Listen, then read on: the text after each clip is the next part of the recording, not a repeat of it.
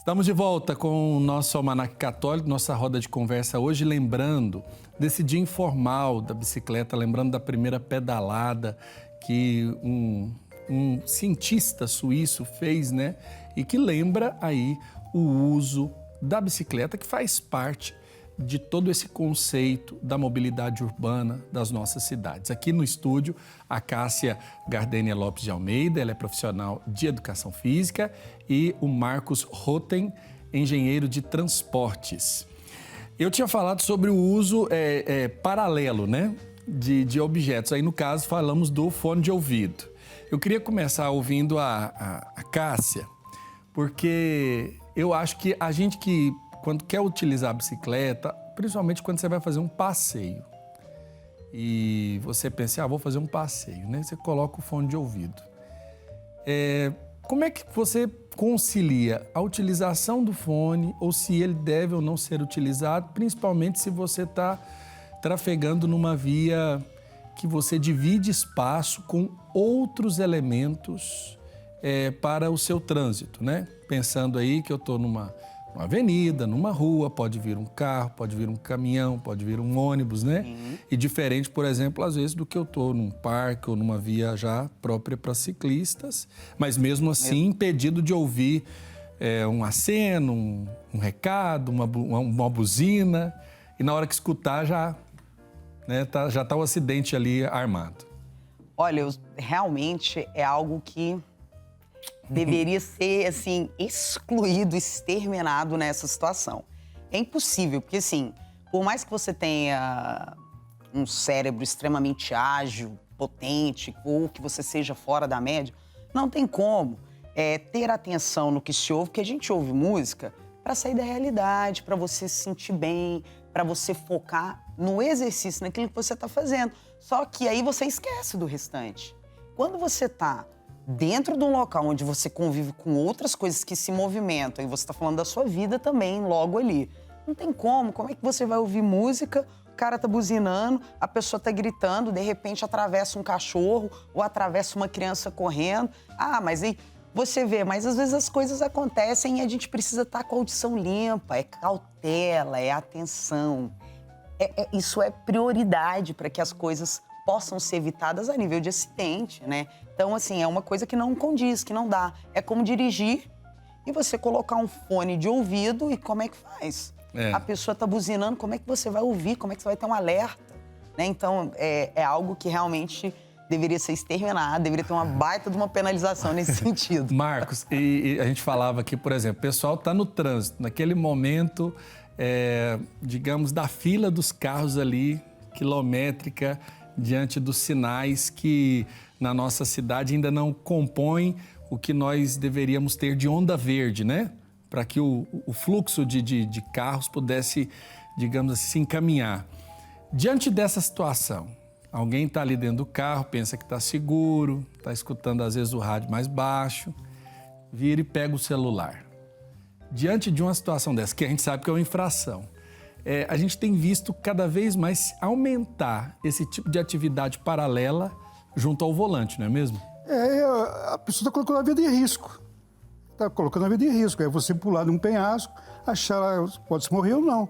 Porque o que acontece? Ninguém consegue. O que a gente só está piorando. Hoje tem as videochamadas. Você vê a pessoa, coloca o celular ali, vai conversando, olhando. O que acontece? Morre muita gente. As pesquisas assim, científicas mostram que uma das grandes causas de acidente com gravidade, com mortalidade, é o uso do celular. Né? Quando a pessoa bate, né, ela nunca reconhece que está no celular, mas quando a gente vai verificar, ela está usando. Então, o que você dá? Usar o fone de ouvido para caminhar é perigoso. A bicicleta, ela já falou, é perigoso. Para o carro, falar no celular, ler mensagem, mandar mensagem, conversa de vídeo, tudo isso é muito perigoso. Agora, cabe a você, tem que saber disso. Você está eu gosto de fazer isso. Então, está colocando em risco. Né? E assim, até morre, chega no céu, não sabe nem por que morreu. Não, mas estava vendo o celular. Porque é isso que acontece. É extremamente perigoso. E as pessoas, cada vez mais, aí você vê na rua, E a qualquer momento, a gente vai sair daqui, dali 1 minuto a gente vai ver alguém falando no celular totalmente distraído. O que é importante destacar é o seguinte, a gente dirige no modo automático, o ser humano dirige no modo automático, porque o cérebro não aguenta a gente ficar o tempo todo prestando atenção. Por isso que o ciclista tem que estar bem visível, para que quando aconteça alguma coisa, o teu cérebro atue para você reagir. Então, se você está dirigindo normalmente, aí passa uma criança, quando você está no modo automático, você reage naturalmente, isso é do ser humano.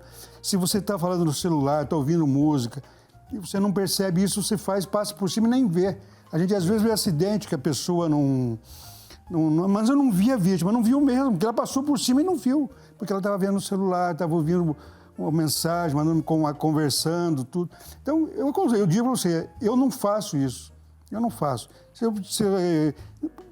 Espero chegar em casa, espero chegar no serviço para ver as mensagens, para poder, se tiver uma ligação, que alguém vai me ligar, eu estaciono e paro, porque eu tenho medo de morrer, não quero morrer, e sei que isso é perigoso, porque se distrai, né? Então as pessoas têm que tomar muito cuidado, tem que prevenir, porque morre, fica com deficiente, fica internado meses no hospital, fica anos na reabilitação, então pensem bem nisso. Gosta, não faça. Cássia, quando a gente diz assim, por exemplo, a bicicleta e também, não somente a bicicleta, né, tudo aquilo que compõe o trânsito das nossas cidades. Parece que é sempre um desafio maior quando a gente fala de grandes cidades. Qual que é o maior desafio que você encontra enquanto usuária desses meios alternativos para a utilização das vias? E aí eu pergunto assim, da sua experiência pessoal, qual é o maior desafio, a maior dificuldade que você vê nessa integração de todos esses meios que são utilizados para que a gente diminua distâncias, né? Ó, primeiro, acredito que as vias, o asfalto, o recapeamento não ajuda muito, né? Não acho linear dentro da cidade, acho um pouco difícil, né? 2, para mim a pior coisa que tem, acredito, a falta de respeito mesmo das questões a nível de trânsito. Por exemplo, gente, tudo bem, cada um tem que buscar uma forma de se locomover, mas a galera das motos é complicado, entende? É complicado porque eles também são pequenos, assim, né? Equiparando, então... Daqui a pouco eu vou ter que ligar para alguém da moto, alguém que se defender, porque nós temos... Tudo bem, não estamos generalizando. Eu digo assim, eu acho que a responsabilidade, e aí eu acho interessantíssimo isso que nós estamos tratando, porque a responsabilidade tem que ser de todo mundo, né? Porque é compartilhado ali o espaço. Claro. Né? E aí, o que acontece? Às vezes você tá andando certo, tá fazendo tudo que tem que ser feito.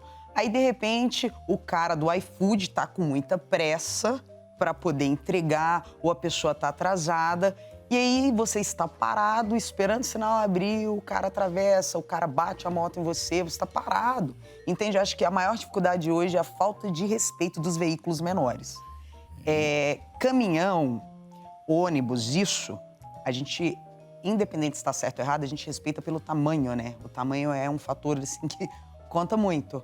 Agora, a minha maior dificuldade hoje é essa. Pedestres também, é como ele havia dito. A gente tem que entender, assim, cada um tem que fazer o seu papel, né? A faixa tá ali, a pessoa precisa entender que um sinal precisa ser dado. A via tá super rápida, você vai lá e vai atravessar, não dá, né? Então, essa é a maior dificuldade hoje. Marcos, quando a gente observa, por exemplo, a questão da educação, e aí eu pergunto, haveria necessidade, até digo por conta da nossa educação básica, e aí nós temos crianças, jovens e, por que não dizer, até adultos, que não recebem a devida formação para utilizar as vias. Você acredita que a educação é um meio para que a gente possa orientar o usuário a promover uma mobilidade urbana com responsabilidade? Ah, sim, é o primeiro. A primeira coisa a ser feita é isso. Eu, por exemplo, meus filhos, hoje meus sobrinhos, a primeira coisa que tem que fazer é aprender a se locomover, né? É que nem meus filhos pequenininhos, a primeira coisa que eles decoraram foi o endereço de casa, né? Minha mulher que fez questão disso, sabia o endereço de casa, para não se perder. Então, as primeiras palavras deles eram... Agora, a educação do trânsito, criança aprender a atravessar a rua, né? Não sair correndo, tudo isso é fundamental. Nas escolas brasileiras não existe isso, né? Não existe, é raríssimo as escolas que fazem isso. Nós fizemos uma experiência lá, também sou professor do Instituto Federal, fizemos uma experiência, os pais adoraram, os alunos adoraram, tudo, porque tem que receber. Que nem eu falei, os ciclistas estão entrando na rua muito sem educação. As motos, a moto ainda tem um agravante porque elas são muito mais, elas ainda têm mais velocidade e eles não recebem a menor orientação, né? Então nós investimos aqui a nossa prática de educação para o trânsito é muito pequenininha. Faz uma semana lá em setembro, o que nós tínhamos que fazer? No primeiro dia de aula, a criança tem que receber uma educação de trânsito. Ou do ensino médio tem que fazer uma prova para saber, para não esquecer. O adulto na faculdade tem que fazer. As empresas tinham que fazer isso também. Para a gente não esquecer, porque a gente vai esquecendo também. Porque a educação é a primeira coisa. Agora, depois da educação, a gente tem que ter a cobrança, né? Porque a gente sabe que se a gente não cumprir as nossas obrigações, a gente pode ser punido. Mas a gente tem que saber quais são as obrigações, né? E às vezes as pessoas fazem, as motos já estou vendo, eles fazem aquilo achando que é normal. Eles não estão achando que não estão fazendo errado. Eles já estão achando, porque não tem educação, que é a primeira coisa, ensinar, conscientizar, explicar como é que funciona e depois ter a fiscalização também. Agora, Cássia, quem nunca utilizou a bicicleta para além de atividade recreativa? E aí eu digo recreativa no sentido assim, de não ser base para ir para o trabalho ou até mesmo para uma atividade física. Quem nunca fez, né? Mas tem vontade de começar a fazer, até por conta aí dessas situações que a gente está vendo, da variação dos custos e preços no orçamento diário das pessoas, principalmente aquelas que utilizam os veículos com base nos combustíveis fósseis. Quais orientações você dá para a pessoa começar a fazer uma utilização responsável? Olha, eu sugiro que primeiro, assim, é um desmame, né? Acredito que você começa a andar no parque, depois você vai para locais que tenha acesso de outros, né, que tenha tráfego, sim, de automóvel, de moto, mas que seja menor, para depois você ir, do simples para o mais complexo. Você começa em lugares não tão movimentados, para depois você poder ir sentindo e entendendo o que é o meio do ciclismo urbano, para você perceber, porque aos poucos você vai entendendo o nível de dificuldade, a atenção que se tem que ter, às vezes você, até mesmo as pessoas, dificilmente quem está começando não cai, tá? Normalmente a pessoa cai porque existem as situações que te oferecem susto, sabe? Uhum. Eu falo muito também pela minha irmã, a Carla, às vezes a Carla é minha irmã, às vezes você leva uma buzinada, você não está acostumado, aquele barulho intenso, você assusta, sobe de uma vez no meio-fio, bate, é mais ou menos isso. Então, para você ter ideia, aonde você está indo, como que funciona, o que você tem que evitar, como se portar. Acredito que do mais simples para o mais complexo. E também nunca esquecer a questão da segurança, o seu equipamento de segurança, né? Que é o primordial para evitar coisas desastrosas, digamos assim. Perfeito. Marcos, a gente está já caminhando para o final da nossa entrevista.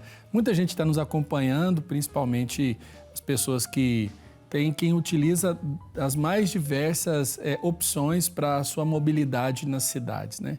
Qual que é a sua mensagem no dia de hoje para quem está nos acompanhando, para que a gente possa viver um trânsito mais responsável no nosso dia a dia, seja naquilo que a gente faz para ir ao trabalho, seja no nosso descanso, seja na opção por uma atividade física que a gente procure também realizar? Até uma dica boa, seja gentil. Deixa, aquele carro está saindo da garagem, deixa ele entrar na tua frente. Não vai fazer diferença nenhuma para você. E você vai ficar feliz, vai se sentir bem, vai se sentir saudável. Você acha legal ficar fechando os outros? Não, dá passagem. Vê um carro distraído, espera ele passar, seja gentil. Vocês vão viver muito melhor, todo mundo vive melhor, com menos estresse, com menos preocupação. Ah, mas eu tenho pressa de chegar em casa para ver o quê? Chega em casa, aí eu tenho visto demais isso. A pessoa corre que nem um doido, aí para no sinal. Não pode furar, né? Não, pega o celular, esquece da vida. A gente vê, às vezes fica ali, muda o tempo, perde o verde e está ali. Que pressa que era essa? Então faça isso.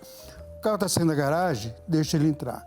Está vindo da outra rua, tem aquele trânsito, um vem de lá, um vem daqui, um vem de lá, um vem daqui. Faz isso assim, vocês vão viver muito melhor, com muito menos estresse, a pressão diminui, tudo melhora. Então, faça isso, seja gentil, entenda os outros, respeite os outros, o direito do ciclista, do pedestre, os cachorrinhos poderem passear sossegados na rua sem correr o risco de ser atropelado, os carros, todo mundo tem... É uma receita que eu já aprendi. Já fui estressado no trânsito, não vou dizer que não. Mas hoje fico feliz pra caramba quando deixo alguém passar e a pessoa fica tão feliz. Falei, rapaz, olha que bom. Quanto perdi? Nada. Perdi nada de tempo e chego no serviço, chego em casa mais descansado. Aí, Cássia, de fato, gentileza gera gentileza também? Claro, não tenha dúvida disso. Além de gerar gentileza, a energia muda, né?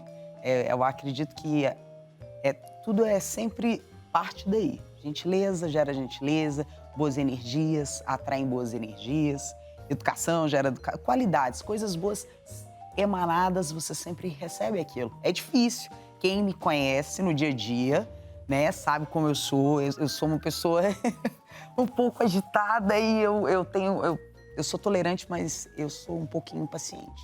Eu busco melhorar isso. Mas quando você faz o que lhe disse, a sensação de bem-estar, ela acontece. Então, tem coisas que dependem da gente, né? Querer para poder acontecer. É isso. Daí, olha, Cássia, muito obrigado. Quero agradecer a você a oportunidade, né, de vir participar aqui do nosso programa. Agradecer a você, Marcos, também a oportunidade de tirar um tempinho do seu dia a dia para vir aqui falar um pouquinho sobre esse conceito que está presente na vida de todo mundo, né? Não é só quem dirige, quem pilota, não, é quem utiliza mesmo as nossas vias, porque o pedestre também faz parte do trânsito e, é claro, acho que essa é a mensagem, né, da gentileza. E eu me lembro de uma campanha que a gente fez aqui no trânsito ao redor da Matriz de Campinas, aqui em Goiânia, né? Porque nas novenas de terça-feira nós temos um volume muito grande de veículos ali. E eu me lembro que nós distribuímos um adesivo que era assim, ó, seja cristão também no trânsito, né? Eu acho que isso é importantíssimo. A gente ser cristão também no trânsito fará uma mobilidade cada vez melhor, seja na grande e na pequena cidade. Um abraço para vocês.